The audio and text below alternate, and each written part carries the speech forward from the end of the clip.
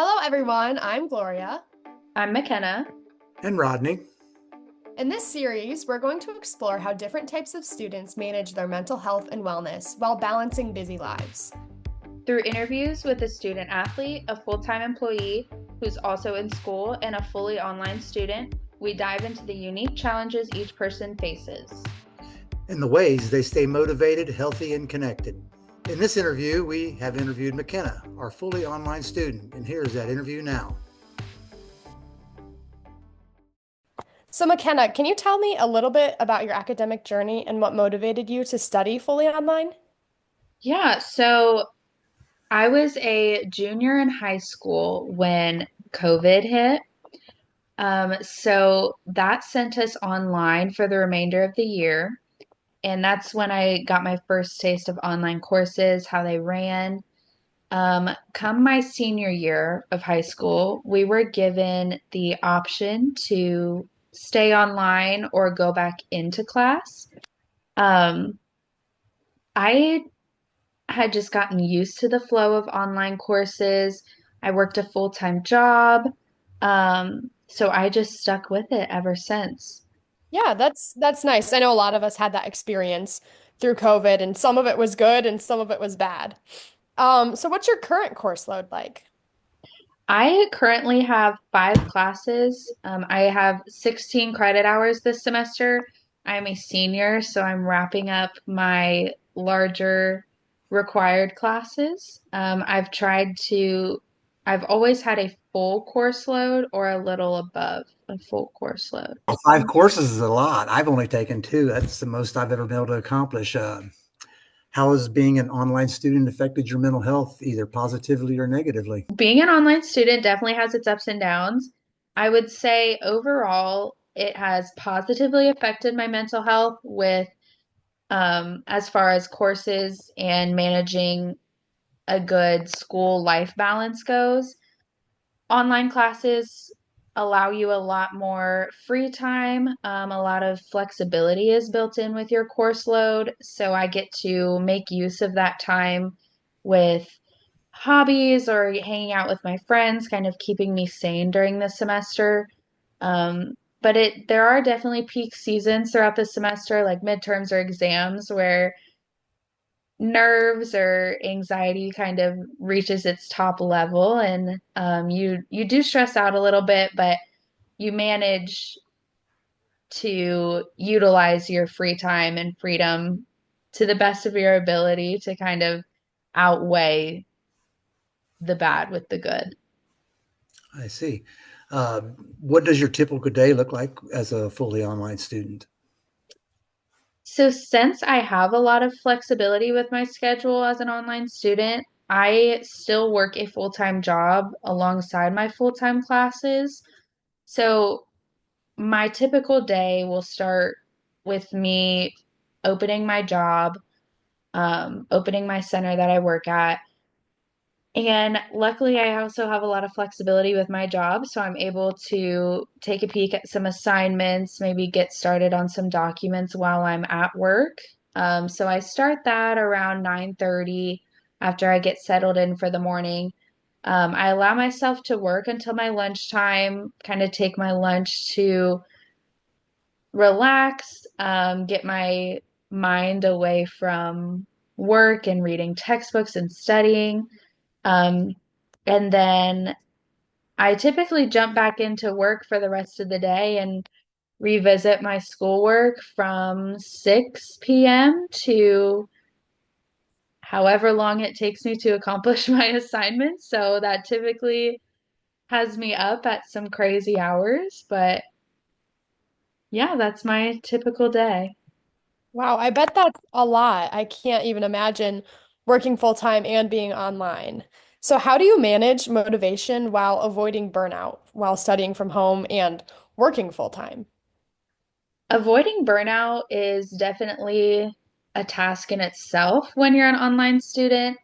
Um, as I was mentioning earlier, with the flexibility and freedom in the schedule, it is really important to prioritize that time and take that time to really focus on things that you enjoy and being around people that you enjoy. So what I try to do is complete all of my schoolwork from Monday to Friday, however that looks. Dividing up if I have 12 assignments for the week, which usually it's a little bit more, but divide it up evenly between the days of the week, Monday through Friday. And that way I have the whole weekend to unwind, relax, um, just get away from the stress of my assignments before I jump into the next week. That sounds like a really great structure. How do you intentionally take breaks during the day to support your mental health as well? When I go about my assignments and structuring my day, I do it in a way to keep me as sane as possible and allow myself to work for about an hour or two at a time, get up, stretch my legs. My parents have always taught me that if you're ever starting to feel overwhelmed, or even if you're not feeling overwhelmed and you're just working for hours on end, it's always important to get up, walk away, get your mind on something new. Again, to avoid that burnout, to avoid hitting that brick wall. And that way it just sets you up for success for the rest of your day. Yeah, sometimes it's good just to walk away from something, like if no matter what you're doing in life, whether it's schoolwork or working on a car, when you start getting aggravated, get up and walk away. You come back and things flow a little better. Do you ever feel isolated as an online student? If so, how do you cope with that?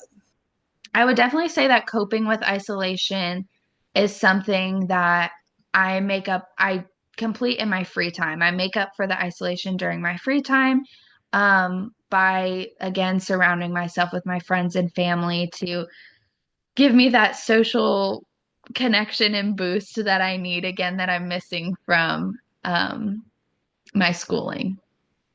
Yeah, online learning and in-person learning both have their struggles and their different downfalls. One of them being that learning online makes your home also your workspace. So your personal space becomes your workspace. How do you deal with the pressure of deadlines and performance when your learning environment is also your personal space?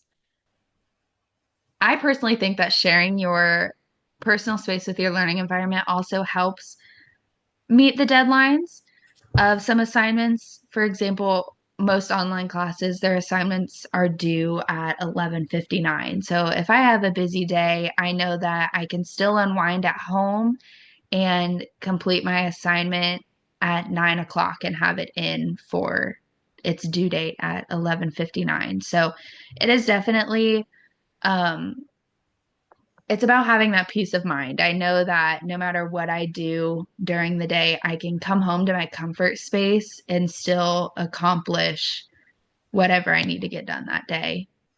Yeah, that sounds really good. I mean, it's also the casualness of it. I mean, you could be comfortable in your skin and the clothes you're wearing. If you have a pet, you get a little stressed. You got your little pet, you can pet there. You got food, so it seems like it's a lot more casual. You don't have a room full of people, so being in your personal space, I totally get that. McKenna, has being responsible for your own schedule been empowering or overwhelming or both? I would definitely say being responsible for your own schedule is both empowering and overwhelming. Um, Coming in as a young college student, you're very empowered by the freedom and flexibility that college courses, especially online college courses, give you. However, you don't really think about how much self motivation is required to meet all deadlines and study efficiently and take your exams. So I would definitely say finding that motivation within yourself can be a very tricky thing to do, a very tough hurdle to overcome with online classes. And that definitely can contribute to the overwhelming aspect. Yeah, I could see how that would be empowering as well as being really overwhelming. Are there any patterns that you've noticed in how your mental state shifts during midterms, finals, or group projects? Because online learning definitely adds a new layer of complexity to that. You definitely notice a rise in stress or anxiety during those peak seasons of the semester.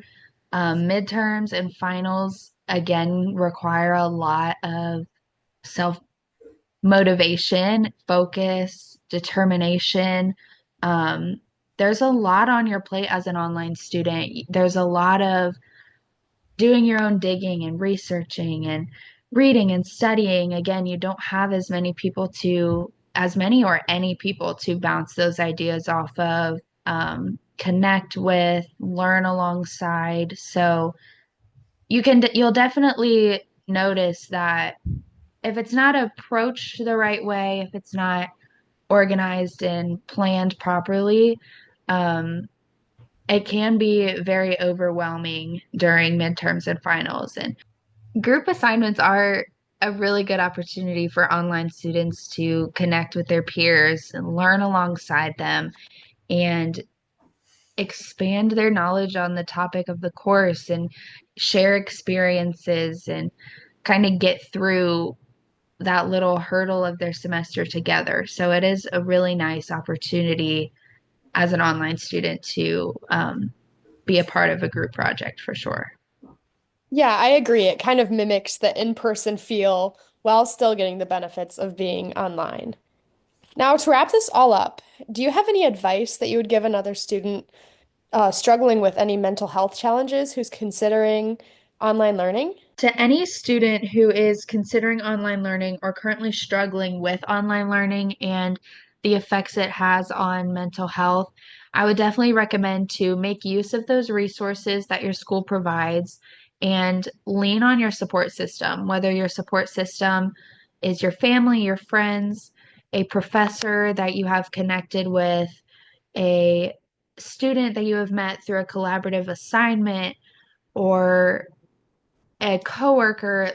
Find someone that you can confide in, that you can lean on, that offers you support and encouragement. And lastly, I would definitely just recommend to prioritize your free time, prioritize getting your work done efficiently and leaving yourself with enough time to relax, be with yourself, be with people that make you happy, do things you enjoy, and reset your mind before you begin the next week of assignments. That is great advice. Thank you so much, McKenna, for letting us interview you, and thank you for all the great insight you gave. Thank you. Thank you so much for listening to this episode. We hope you enjoyed hearing about the real experiences and challenges our guests shared. Stay tuned for the next part of our series, and remember, take care of your mental health and wellness is just as important as everything else on your plate. See you next time.